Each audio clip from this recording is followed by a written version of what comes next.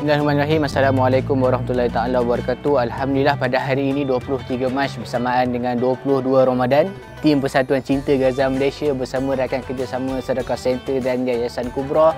Hari ini kita berada di Masjid Nurul Amin, Kampung Merbau Sempak di Sungai Buloh untuk kita meneruskan bantuan Ramadan kita pada tahun ini, yang mana pada hari ini kita telah mengagihkan bantuan ayam segar kepada 265 buah keluarga astaf yang berada di sekitar sini.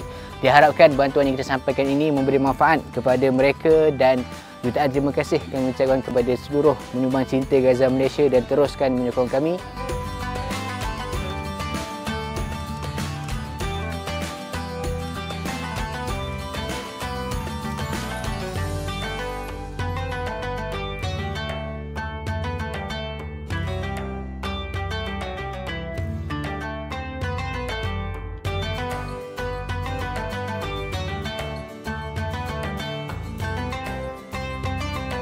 Berkongsi rasa memberi makna. #Heroes for Hope.